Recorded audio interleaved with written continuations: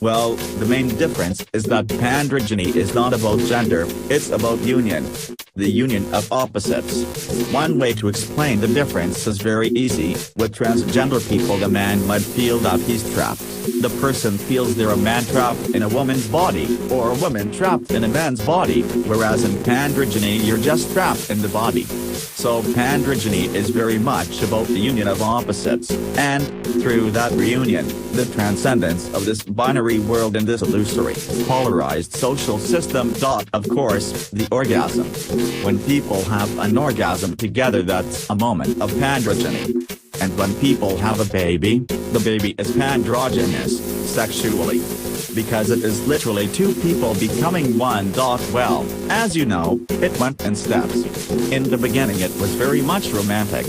Jay and I decided we didn't want to have children. But we still got that urge to blend, to merge and become one. I think the heart of a lot of the romance in couples, whatever kind of couple they are, is that they want to both just be each other, to consume each other with passion. So we wanted to represent that. First we did it by dressing alike. Then we started to do minor alterations to our bodies. Then we decided that we would try as hard as we could to actually look like each other in order to strengthen and solidify that urge. So it was initially a very self-centered thing to do.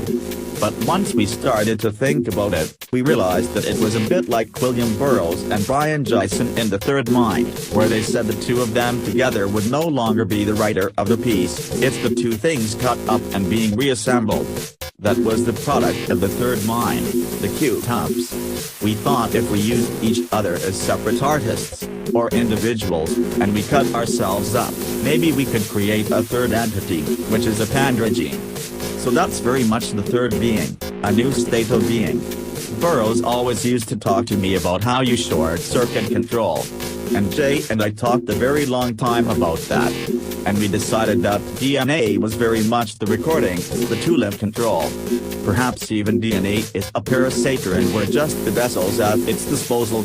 A necessary one. So we decided to start approaching that and what that would do, what the effect of that was. Obviously, one way human beings have to change is to change their behavior, and change the binary system that's been in place in all societies for thousands of years.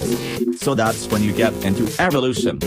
You know, in the beginning, in prehistoric times, people were.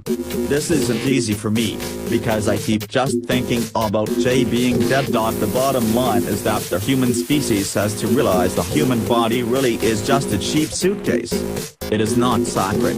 We do have the potential to radically redesign ourselves, for better or worse. Our destiny as beings is to keep on evolving. It's not to think you have reached the perfect state and all we need is new toys. The human species is still behaving in prehistoric ways on both the macro and micro levels. If it's different, attack it. If it's other, attack it. If it threatens our resources, if it threatens our perception of how we replicate, then it must be eradicated.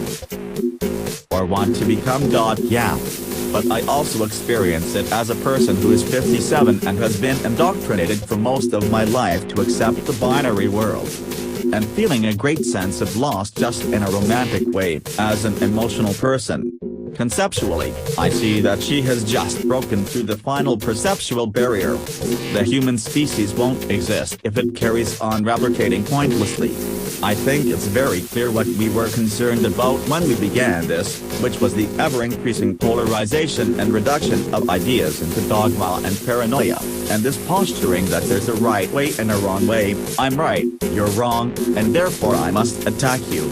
And the whole idea of androgyny is to make that irrelevant, and to bypass that. If we were all androgynous, physically and or mentally, it would be impossible to be at war, because there wouldn't be a sense of difference all the time. It's not convenient. Because there are lots of things we had in mind that would use both of us in the projects. So I have to try and figure out ways to represent those ideas anyway. No, it's annoying cross-reference. Because young people today don't have any sense of the history of their own music. You can go down St. Mark's to those record shops and mention the Doors and they'll say, what? Who? They don't know who any of these people are. They buy Interpol but they don't know about Joy Division. I've always found it really suspect when musicians or writers act as if everything is divinely inspired and they've never been influenced by anything. It's just all theirs. They're unique. Brilliant. And, in fact, I've always felt that everything is a continuum. It's important to serve as an educational foundation as well as just an entertaining or conceptual one. So you cross-refer people to what did influence or inspire you. Every band that's around today starts off by trying, consciously or not, to be like their favorite band at some point or other in its career. That's how you begin. Absolutely. Well, for a start, you've got to remember that we grew up in the 60s. There was a point in 1969 where we actually did light shows for Pink Floyd. We would hitchhike down to the UFO Club and the Arts Lab in London and be in the squats in 105 Piccadilly. That is my era, and I've been consistently creating music and art ever since then, without any break. So if anyone has the right to sound like or cross-reference their own era, it's me. They seem to forget that we're a 60s band in terms of the person leading the band. And so we're not actually plagiarizing, we're merely being absolutely consistent with their origin, and actually deliberately directing people toward the more exciting parts of that heritage. Absolutely. But we've done all those. We've already done all those. The only thing we never did was a straight-ahead psychedelic rock band, which is my first love in my record collection. And, yes, it's absolutely and utterly selfish to make an album that we really enjoy all the way through. So what? You know, we've always made albums for our own interest, anyway. The audience is somewhat of a luxury on top. In Phoenix, there was that whole furor about PTV playing in the bar, because I was transgender and he wasn't letting anyone come into the club who was transgender. And that got mentioned on a little local newspaper site, and then I was getting phone calls from Fox News and ABC. Same day. Well, not really, because the gig was the same night. So what you're basically talking about is not being able to play exactly when we were going on stage. Apparently, what happened was that at the first club, called Anderson's, a few months before, one woman came from the women's bathroom and said she had looked under the door of one of the stalls and seen somebody with their feet pointing the wrong way, which to her meant somebody who was transgender or a transvestite was standing up to pee. And she was appalled, shocked, outraged, and she complained. So the owner of the club then banned all transgender people from the club. Oh, of course, I assumed when he said tranny he was referring to transvestites, but there's a difference. Transvestite is very different than transgender. Many transvestites who are heterosexual males feel that they have to dress up as a woman sometimes. Yes, or would like to. And transgender women identify as being female and would never stand up, no matter how far along in the change they are, because that would be strange for them to stand up, because they always sit down. So it's really only about transvestites, it's not about transgender people at all. So he banned everyone from the club, and then there was this little local scandal about it, a big story of was it violating rights to free expression and civil liberties and so on. And then they discovered Psychic TV was coming to play some of the more active gay/lesbian/transgender people, so they started emailing us, saying, did you know that the club you're going to play at has banned transgender people and transvestites? Of course we said no. Then one of the activists told the owner of the club, do you realize that you've got Psychic TV on tomorrow and the lead singer is a tranny? So he of course was caught off guard and said, I had no idea, I have nothing against transgender people, per se. So they said, well, we want to come see them play, but we're not allowed to go. Isn't that a little bit of a contradiction in terms? The singer can sing, lead tranny, but we can't watch. Yeah, it is very much like segregation. The whole thing. It's interesting to me that it's all revolving around bathrooms again, and the use of facilities, shall we say. So at that point the promoters talked to the owner of Anderson's, and he said for this one night he would let me use his personal private bathroom. And that way the people in the women's toilet wouldn't be bothered, the guys in the men's wouldn't be bothered, and I would have somewhere to go pee. And I said, oh, that's not appropriate. He also said he would put armed guards in all the bathrooms to prevent anyone from misusing them. I said, no, I can't play under those conditions. So then the promoters tried to find a new venue, and they found a new venue called The Sets, which is another club. We moved all our gear over there, and we just started to load in around 6. And then the promoter came over with the guy who ran the club and said, we are ever so sorry, but you can't play here tonight. So we said, why? Well, we've been getting phone calls, threatening phone calls from the extreme right-wing people in town, the Christians and so on. And we have also been getting phone calls from the transvestite/transgender/gay lesbian alliance saying they will demonstrate outside. And it turned out that the club owner said that's not really it, it's that the people who own the building, which was a shopping mall, had rung him up and said, if you let those people play they will take away my lease. And the insurance company rang up and said they would close insurance coverage as well, because they were afraid there might be a riot because of this tension.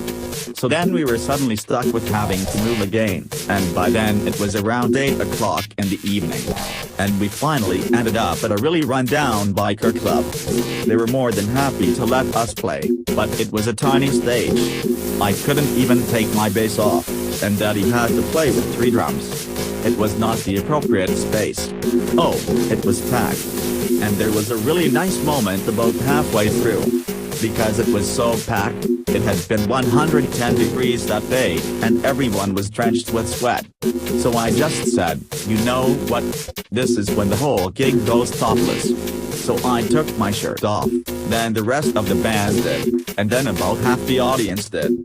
All the ways Jay and I experimented with androgyny while she was still alive, they all kept leading us to the fact that the human species is stuck in a primitive behavioral loop, underlying behavioral patterns that are still based on a sort of clan mentality from the Stone Age. That the male of the species protected the women and children because they were a resource that they needed in order to continue the clan, and how any other clan would steal that resource, literally, but also try to encroach on the food supplies and shelter and resource of every kind. But our evolution, mine and Jay's, is about behaving, it's not about resources. The basic point is that in the very early stage of human existence, when we were fighting to survive the Ice Age and for survival against saber-toothed tigers, it actually served humanity's purpose for the male to be controlled by an embedded program to attack anything that threatened its resources. Anything that's different or other. That helped us survive. But that was a very different environment, and we haven't bothered to change that behavior pattern at all.